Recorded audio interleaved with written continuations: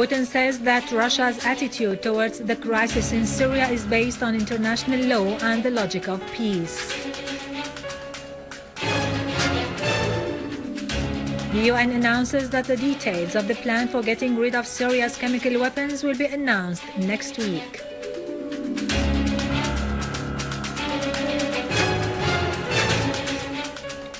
A military source says that units of the Syrian Arab army begin a mission in Adra town to clear it of al-Nusra terrorists.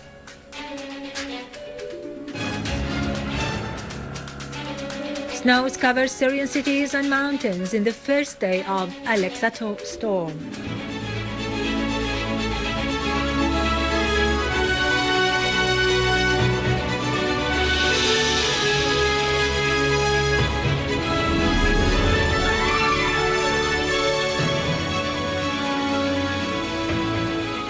Good afternoon, ladies and gentlemen. I am Irado Krikorian from the News Center in Damascus. Russian President Vladimir Putin has said Russia's stand towards the Syrian crisis is based on international law principles, rational approach and the logic of peace. In his annual message to the Russian Parliament on the 20th anniversary of the ratification of the Russian Constitution, Putin said Russia has been able with its partners to keep away the shadow of war from Syria and to head towards a peaceful solution to the crisis.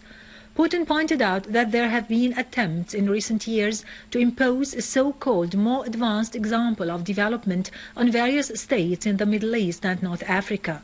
Because of the tragic situation in Syria, he said, we had to choose between the use of force and the adoption of collective decisions. He added that Russia has decided to take rational decisions which any responsible state should work accordingly, away from intervention in states' internal affairs. The Russian president made it clear that his country did not compromise its interests during the attempt to find a settlement to the Syrian crisis, adding that the situation in Syria and Iran proves the possibility of solving conflicts without the use of force.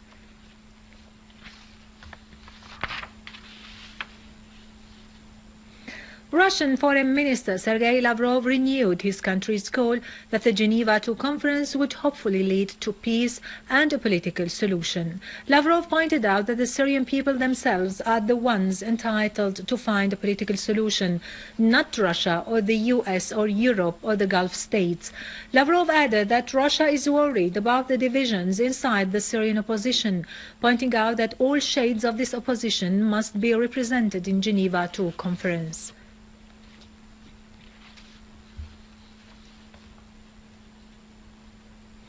The official spokesman for the UN Secretary-General, Martin Serki, announced that the Organization of Chemical Weapons Prohibition will publish a detailed map about the process of getting rid of Syria's chemical weapons. Serki added that it is still premature to speak about the plan in detail, pointing out that discussions are still underway to get rid of these weapons. Head of Chemical Weapons Prohibition Organization, Ahmed Ozmojo, stressed that Syria had fulfilled all its obligations towards the organization, showing full cooperation and presenting all facilities for the organization's experts on the ground.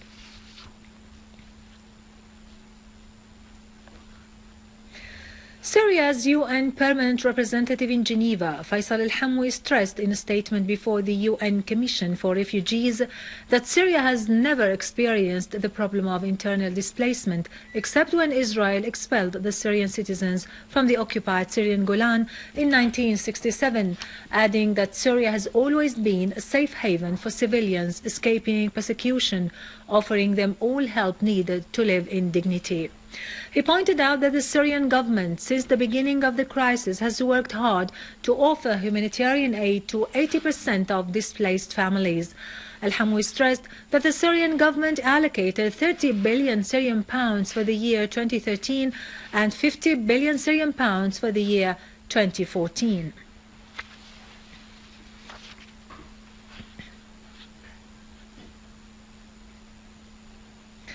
The Levant Islamic Scholars Federation has said in a statement that the expulsion of Yusuf al-Qardawi from al-Azhar al-Sharif has been a decision taken with a sense of responsibility and a deep feeling of religious integrity. The statement added that the Federation regarded with appreciation al-Azhar al-Sharif scholars' decision, wishing Egypt security and stability.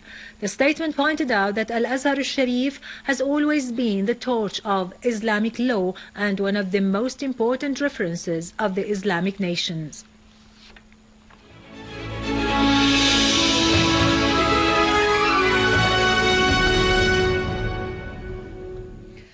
A military source announced that terrorist groups affiliated with al-Nusra terrorist organization has broken into the workers' residential town of Adra and started attacking the civilians, expelling them from their homes, as news reports referred to massacres perpetrated against the civilians. The source added that units of the Syrian Arab army were immediately sent to the area and started their tasks to liberate the city from all terrorists.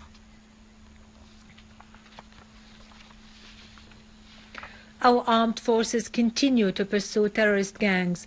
In Homs, the Syrian Arab army has destroyed a hideout of terrorist gangs leaders in al-Ghasibiyya, eliminating a number of terrorists and injuring others.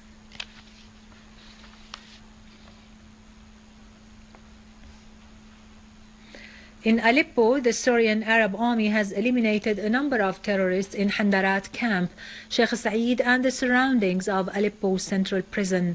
The army has meanwhile intercepted an attempt by a terrorist group to attack Al-Kindi hospital, killing and wounding the majority of its members. The Syrian Arab armed forces also eliminated a terrorist group in Bustan al-Qasr. The gang used to target residential areas with missiles, shells and mortar guns. The army has moreover destroyed terrorist hideouts in ancient Aleppo.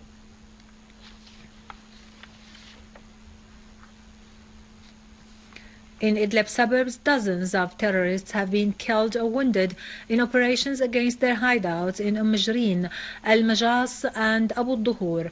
Large quantities of weapons and ammunition have been destroyed.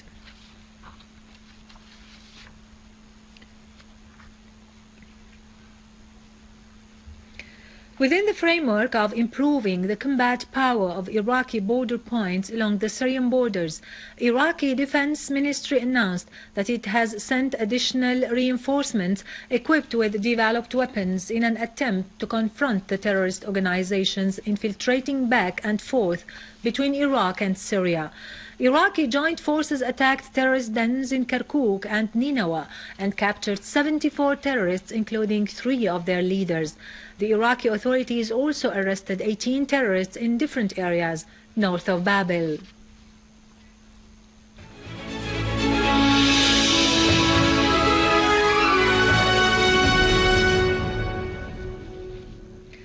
Snowfalls continue in major Syrian governorates as temperatures tend to drop 6 to 9 degrees below their annual average. On its first day in Syria, the Alexa blizzard was less dense than it was expected, particularly in Damascus and some coastal areas. However, it grew stronger in Aleppo, Suwaida, Idlib, Hama, Al-Hasaka and Quneitra. Temperatures have dropped to become 8 to 11 degrees less than their annual average, with very cold and wet winds. In Damascus, snow was 25 centimeters thick in Slomfe and Sergaya and more than 1 meter high in some districts in Homs and Idlib Governorate.